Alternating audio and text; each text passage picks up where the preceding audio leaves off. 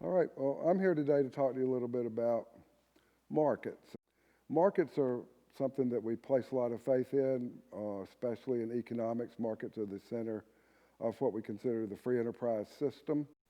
If you think about what a market is, it's where basically buyers and sellers come together, where people can trade things that they have for things that they would rather have or things that they want more. So if I want an apple and you want an orange, and I've got an orange and you've got an apple, we trade and we both are better off through their transactions. And of course, in markets, we don't generally barter, we don't trade good for goods, we trade money for goods typically. So if I've got $50 and I'd rather have a book that's worth, say, $80 to me, and somebody's willing to sell it to me for $50, I'll buy the book and they'll get the $50 and they're better off because they'd rather have the $50 in the book, and I'm better off because I'd rather have the book. Trade is essential in market economies, and we value markets and we want to let them be free as possible, except in any instances where there might be problems that arise. And you can think of some markets where eventually there's a winner. For example, if you think about the market for electricity, there were competing companies that were selling electricity to people. Eventually, there was one company that came to dominate. That was the winner. So there really wasn't a market anymore. There was one seller, and that seller then could dominate the market and charge people extremely high prices because they valued electricity a great deal. Because markets, when it's competitive, will compete the price down.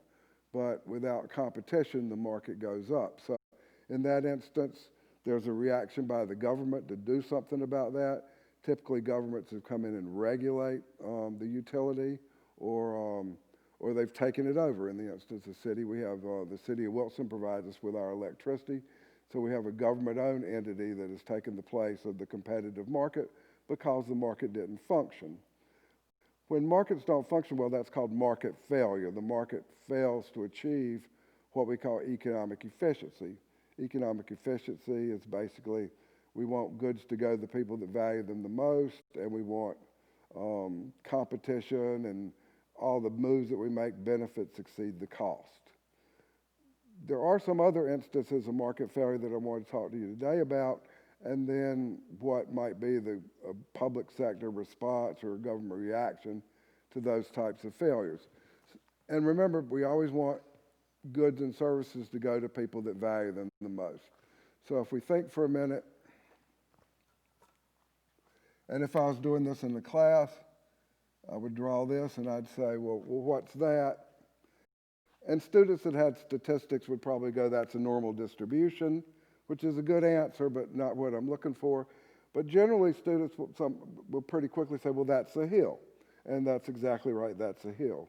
Now, if we say there's a town below it, and these are little houses, and we have a village, and the village people look at the hill, and that's a wonderful view, and they love their hill, and let's say they all get $100 benefits each from it, and there's 1,000 of them. So that means the people that live down in the valley have $100,000 worth of value from looking at the hill.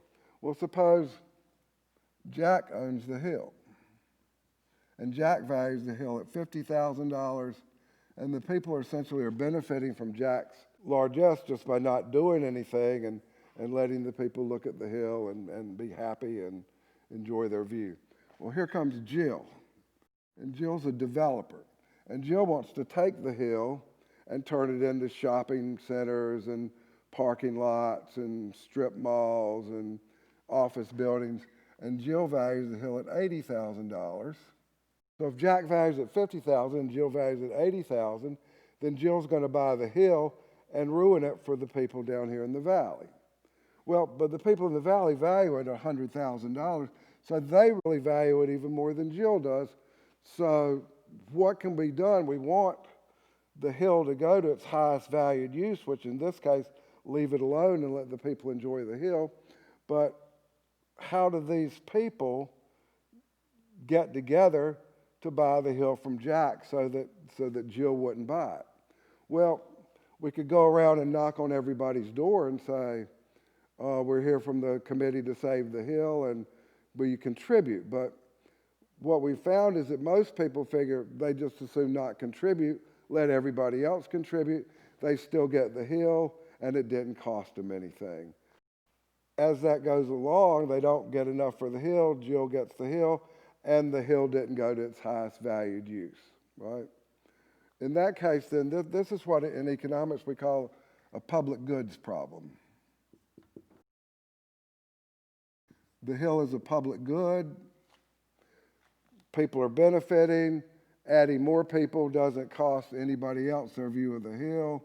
We could add more houses, and everybody still has a nice view of the hill.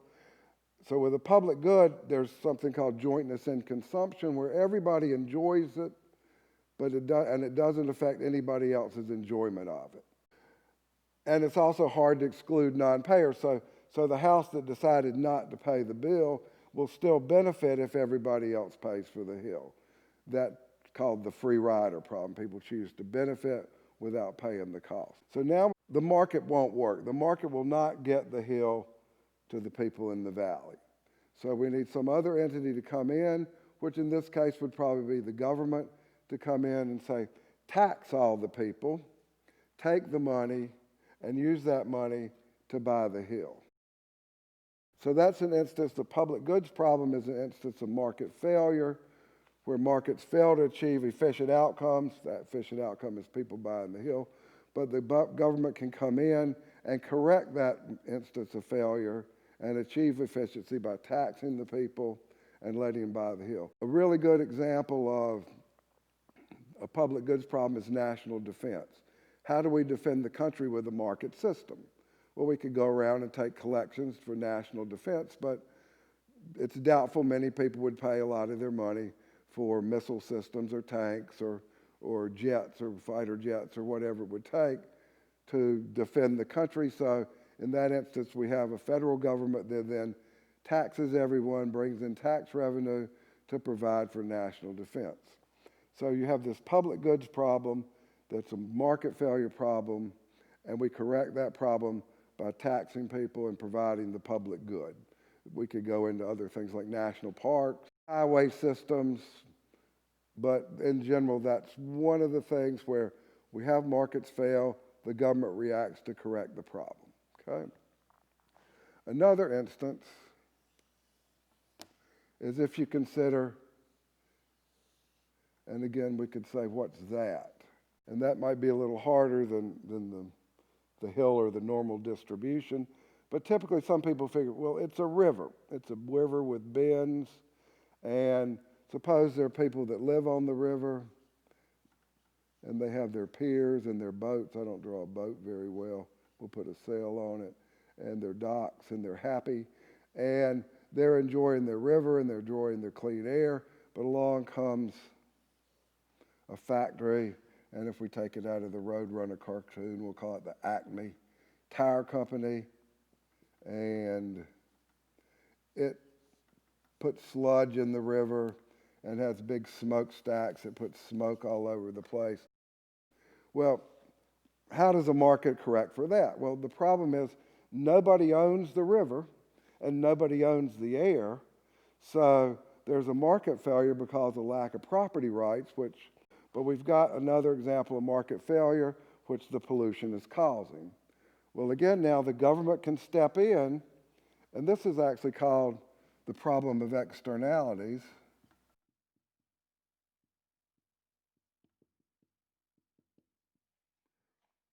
Where in this case it's a harmful negative externality, external cost, where the firm doesn't have to bear the cost, the people bear the cost.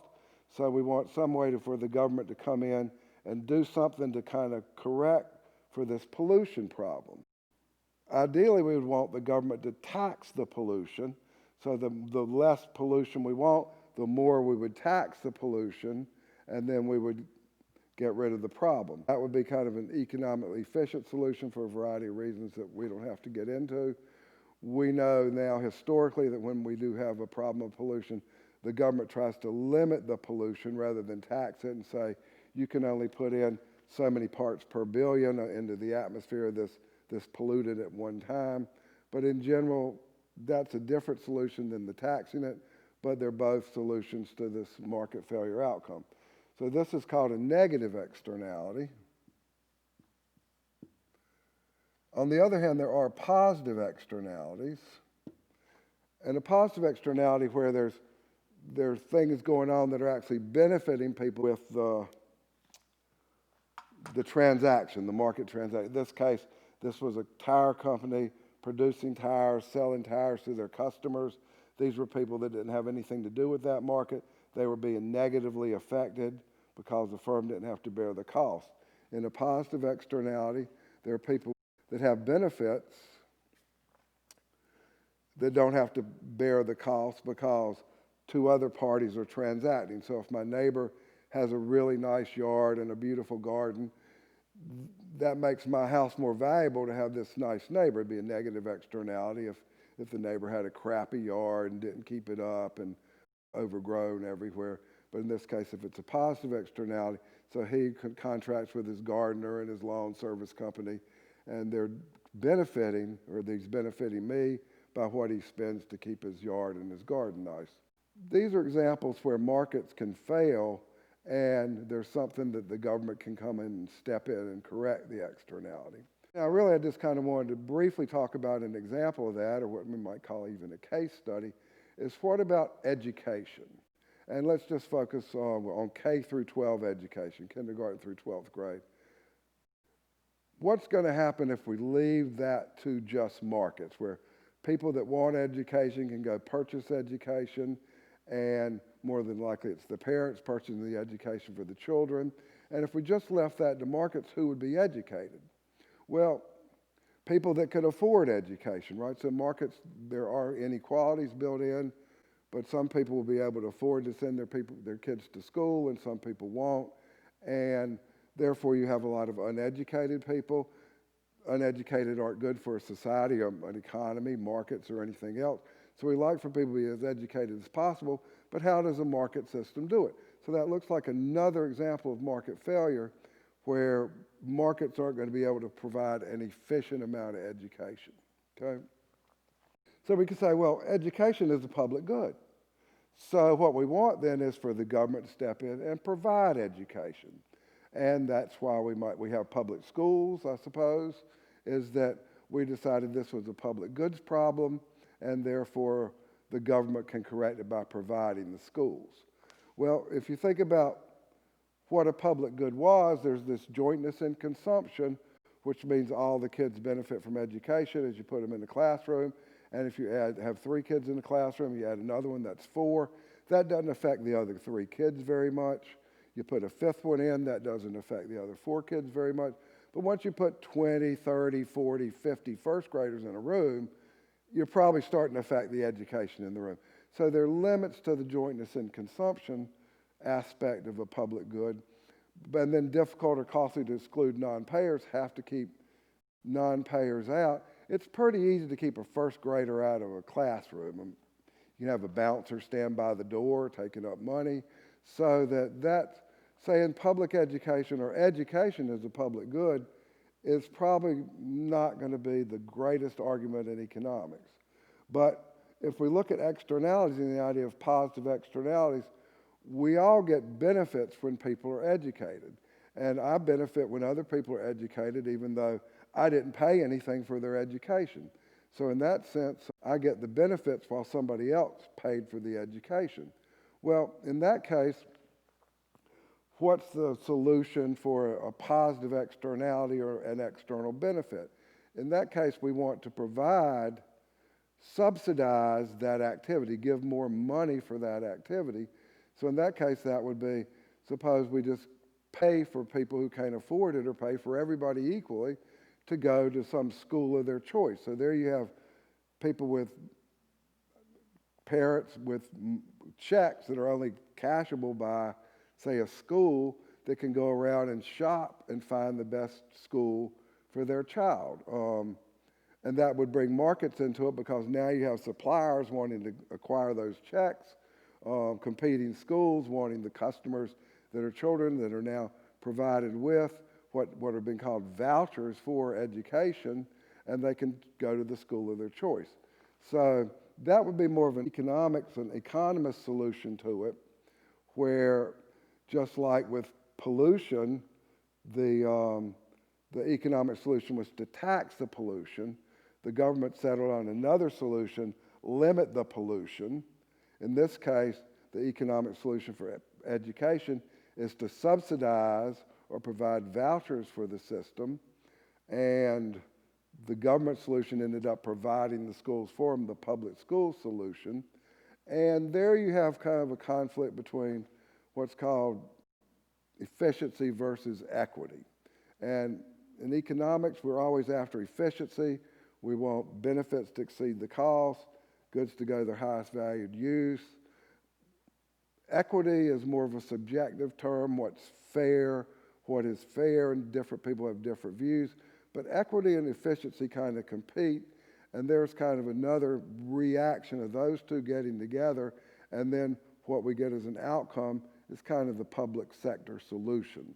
So ultimately, we decide collectively what is the best solution, and these choices change over time with education because we've had public education really since constitutions were written. The North Carolina Constitution provides for a system of common schools. So we've had that conflict where we've always had private schools as well, to where there are virtually no public assistance, government assistance for private schools, to now where there are vouchers and we're getting charter schools, which are kind of in between, a hybrid between a public and a private school. So those types of reactions and counter reactions exist and change through time, but ultimately what some of us on the one side view as efficient and necessary to correct market failure, others might view as a better way that wouldn't involve efficiency as much as equality or equity. Thank you for your time. I hope that was valuable to you, and see you around.